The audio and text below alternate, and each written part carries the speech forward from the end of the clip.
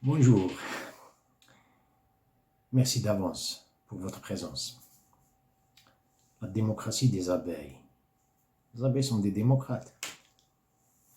Il y a une démocratie chez les abeilles. Vous savez, quand on parle de démocratie, on a toujours une tendance, on est tiré, on dirait qu'il y a un champ magnétique qui nous tire vers un monde objectif de dehors. On voit c'est la démocratie dans ce pays, la démocratie et tout ça. La même chose avec l'économie. Oh, il a l'économie, une économie très stable et tout ça. C'est un pays, voilà, industriel. C'est un pays, on parle de l'économie et tout ça. Mais ce qui échappe, le citoyen, l'individu, premièrement, la démocratie, est-ce que je suis libre dans mon monde démocratique? Le bon gré, à mon gré, lorsqu'il s'agit de démocratie. Est-ce que moi je suis libre? Peu importe le nom du régime. La même chose avec l'économie. Est-ce que je gagne ma vie à l'aise? Ou bien je suis cours si vite. Le bonheur n'est pas dans le prix. Tout le temps, loin, je ne trouve pas le bonheur. Je suis pas un automate. Et je parle de, il y a l'économie et l'économie. Ça, c'est un peu obscur. Quand on jette un coup d'œil, on pointe nos yeux dedans, on dit introspection, on a tout le temps, on ne voit pas un point faible, ce qui manque, on ne voit pas ça, généralement. C'est généralement. Il y a des individus, des exceptions, bien sûr. Bon, maintenant, revenons au mot démocratie. Dieu a décrit pourquoi on parle des abeilles. Et ce mot peut-être est mal placé, on dit la démocratie des abeilles. Ça, c'est pas un mot, bien sûr. Pour ceux qui sont peut-être en lien avec l'islam, ils connaissent de ce quoi je parle. C'est-à-dire, il y a un chapitre dans le Coran, il parle un chapitre des abeilles. Et pourquoi? Pensez-vous que Dieu décrit les abeilles comme ça? Et c'est pour l'être humain, bien sûr. Il y a la même chose, il parle de la fourmi. Il y a quelque chose. L'abeille, le prophète, à propos de l'abeille, il a décrit le croyant. Il a dit le croyant, bien sûr le sincère, il ne mange que du bon. C'est la même chose avec les abeilles. Elles ne mangent que du bon fruit, bien les roses, fleurs et tout ça. Et elles ne donnent que du bon, du miel. Le prophète a décrit le croyant comme ça. Donc il y a un lien. Dans le chapitre, Dieu décrit les abeilles. Il les décrit de la manière suivante. Il leur a prescrit, prédéterminé d'où ils vont manger, c'est-à-dire le lieu. Il a décrit le comment, il a décrit le où, avec accent, et il a décrit le comment. Mais il n'a pas décrit le temps. Les trois situations circonstancielles de temps, de manière et de lieu qu'on a, ici Dieu les a décrits avec deux uniquement, c'est-à-dire situation circonstancielle de lieu, de manière, mais pas le temps. Dans le récit, il dit وأوحى ربك إلى النحل أن اتخذي من الجبال بيوتا. Il a décrit d'où. ومن الشجر ومما يعرشون. En français, on dit et voilà ce que ton Seigneur révéla aux abeilles. Prenez des demeures dans les montagnes, les arbres et les treillages. Divine inspiration, l'inspiration divine, wahi. Le wahi en arabe, c'est que Dieu envoie l'ange Gabriel au prophète. Il y a une inspiration divine qui n'est pas à travers un ange, une inspiration directe. Mais la personne sainte, elle le connaît, elle sait, et elle ne trouve pas un rejet, elle ne peut pas. وأوحينا إلى أم موسى أن اقذفيه في التابوت فاقذفيه في اليم فليلقه اليم في الساحل.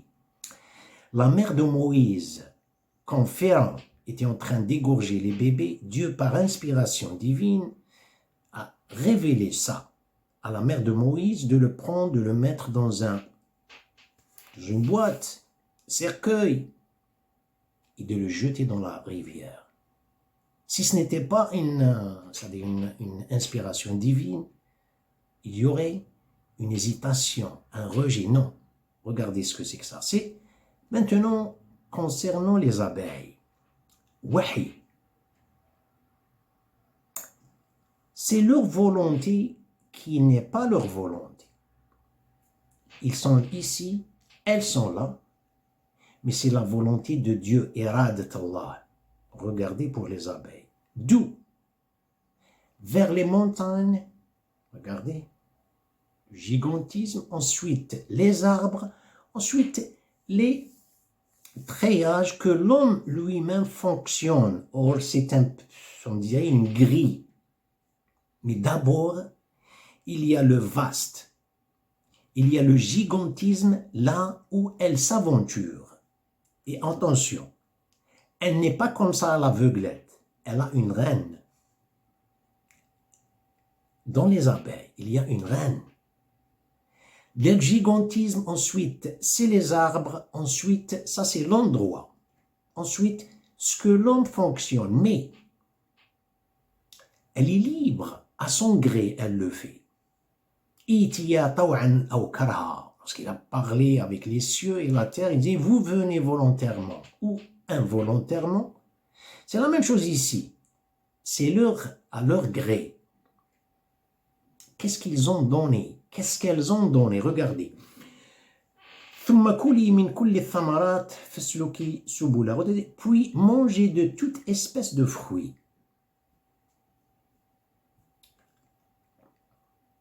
Et suivez les sentiers de votre Seigneur.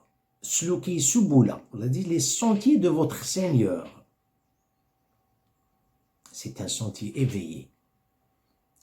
Il a parlé des endroits. Regardez, le sentier, il l'a attribué à Dieu. Votre Seigneur, rendu facile pour vous. Le mot rendu facile, la traduction, mais ce qu'il est, Sluki subula rabbiki dhululan. Dhulalan. Dhululan dhull. J'ai mentionné auparavant, j'ai dit l'endroit, le où et le comment. Ici, dhululan. Dhull, c'est tiré d'humilité. Quelqu'un qui s'abaisse. Dhull. En arabe, c'est très spécifié. Vous avez dhil, vous avez dhull. Dhull avec le dhamma. C'est un honneur. Vous le faites volontiers. Mais quelqu'un qui cherche une supériorité, il va tomber avec humilité. C'est une autre humilité avec dhil. Ça, les enfants d'Israël ont cherché une supériorité, Dieu les a abaissés contre leur gré. Ils ont goûté ce que c'est que l'humilité contre vous. C'est une chute. Pour les parents, tu t'humilies devant les parents, ne t'en fais pas, c'est un honneur. Ici, il parle avec les abeilles, c'est à cause de ça. Ils ont pu donner du miel. C'est une guérison. Ça, c'est la démocratie des abeilles. Regardez, démocratie. Qu'est-ce qu'on fait aujourd'hui? On fonctionne, on est en train de faire, comment ça s'appelle, les treillages. Au lieu de laisser, par exemple, les abeilles librement s'aventurer dans les montagnes, les arbres et tout ça, non. On leur donne du sucre. Ça, c'est un miel aussi. Ils vous disent, c'est la même chose. C'est un miel. Ça, c'est une monocratie qui dirige une démocratie. Alors, méfiez-vous dans ce genre de métaphore. C'est pas le même miel. Aujourd'hui, pour que vous trouviez le sincère, le berger sincère, quelqu'un qui prend soin de ce genre d'industrie, agricole ou quel que soit le mot qu'on lui donne, alors là, vous devez prendre une bougie pendant une journée ensoleillée et vous faites ça. Ça, c'est un philosophe grec. Une fois, il était avec une bougie comme ça dans un supermarché ou un bazar ou je ne sais pas. Ils le savent pourquoi ce monsieur était comme ça. Il faisait des choses bizarres. Qu'est-ce que vous êtes en train de chercher pendant une journée ensoleillée? Il avait une bougie. Il a dit, je cherche un être humain. Il n'a même pas dit un poli, civilisé, il dit un être humain. Et ils savent de quoi ils parlent. Car il y a une différence entre quelqu'un qui marche avec l'instinct et un être humain. Ça, c'est la démocratie. Les peuples dans le monde, on pense, j'ai mentionné ça au début, la démocratie, démocratie, démocratie, alors que moi, je suis pas, franchement, je suis pas libre. Qu'est-ce que vous appelez démocratie? Lorsque la volonté, dans le moment, elle est la vôtre. Agissez, réagissez à votre gré, à votre bon gré. On va prendre un petit exemple. Si cette volonté est précédée par ce qu'on appelle démocratie, lorsqu'elle est précédée par une monocratie, ça c'est clandestine bien sûr. Officiellement, démocratie et officieusement, c'est une monocratie, ce qui est le cas dans le monde entier. Attention. Si vous parlez de liberté, vous parlez de bon gré, vous parlez, ça si vous parlez des individus, peu importe leur nationalité, leur religion, quelle que soit. L'individu, vous pouvez dire ça.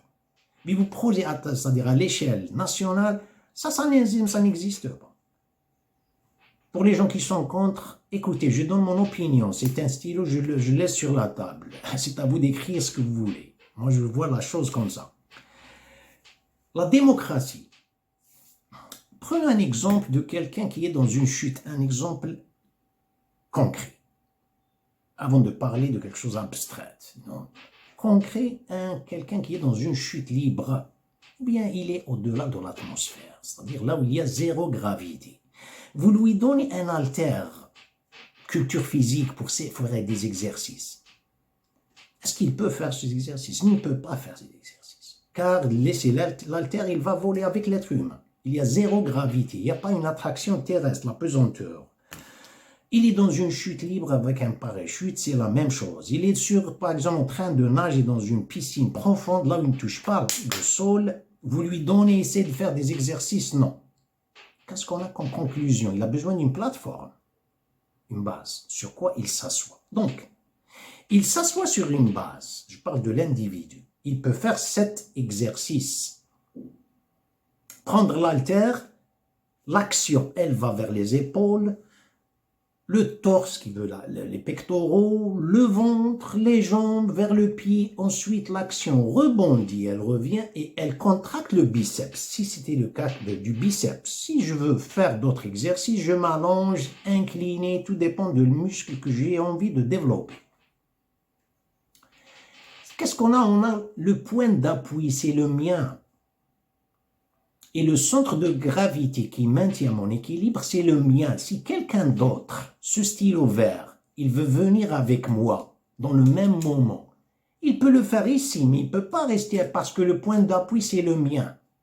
Et le centre de gravité, si lui-là veut toucher le mien, il va s'incliner. S'il s'incline, le centre de gravité n'est plus ici, il devient ici. Il ne peut pas. C'est-à-dire, le centre de gravité, l'endroit, et le centre de gravité, c'est le temps. Mon temps et son temps, ce n'est pas la même chose. Je parle de pronom possessif. Le temps, là où je décide, revenons au côté abstrait, l'intention et la volonté qui va la suivre, c'est le mien, ce n'est pas avec quelqu'un d'autre. Si elle est précédée par un automatisme, il n'y a pas d'action dans l'automatisme. Si cette action est précédée, que ce soit action physique ou psychique, elle est précédée par un systématisme, par une routine, par une, disons, qu'on appelle aujourd'hui méthodologie, car dans la méthodologie, les pensées ne sont plus les miennes. Elles suivent le labyrinthe de la méthodologie. Je ne suis pas libre comme les abeilles. Je ne peux pas, par exemple, prétendre ou dire, s'assurer de mon indépendance, de mon bon gré, si on veut. Maintenant, j'ai mentionné à propos de la démocratie des abeilles, la démocratie des abeilles. Dieu a mentionné l'endroit. La manière, c'est que ils sont venus avec humilité à Dieu. Subula Rabbikila, c'est les sentiers de Dieu. Ils sont libres dans l'endroit, mais l'endroit de Dieu, il les a prescrits, il les a prédéterminés, il leur a orientés, guidés vers ces lieux. Ils l'ont accepté avec humilité, obéissance. Regardez ce qu'ils ont donné. Du miel. L'être humain, il veut sortir, il veut parler, alors le temps qui est laissé pour lui, il ne l'a pas. Le temps est dans la main du systématisme, il est dans la main de la monocratie, il est dans les mains de, appelez ça comme vous voudrez. Les 5 piliers de l'islam, c'est des piliers, ils sont en dessous de la terre, c'est les fondations. Le pilier en dessous, les fondations, vous ne voyez pas les fondations. Généralement, dans les terrassements, lorsque vous faites des fouilles pour remplir ça avec du béton armé, ça, vous ne les voyez plus. Mais vous pouvez déterminer si la structure, après la structure, sur la base de ces fondations, vous pouvez dire elle est stable ou elle n'est pas stable. Vous avez 5 piliers de l'islam. Je parle uniquement de la prière. Ces piliers de l'islam, excluant la confession shahada, elles sont toutes liées au temps. Elles sont toutes liées, les 4. La prière, c'est votre point centre de gravité dans les 24 heures. Vous ne l'avez pas. Vous n'avez pas de démocratie. Vous n'avez pas de free will, c'est-à-dire mon gré. Je parle ma volonté. Ça n'existe pas. C'est le centre de gravité, je parle des prières, dans les 24 heures.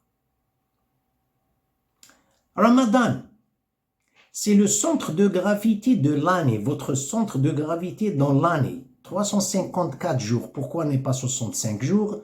Je parle lunaire, car le lunaire, le calendrier lunaire, vous êtes avec l'épicycloïde. Vous voyez ça, c'est le cycle, 24 heures. Mais lorsque la Terre, elle tourne et elle contourne autour, ça c'est épicyclique, épicycloïde en English.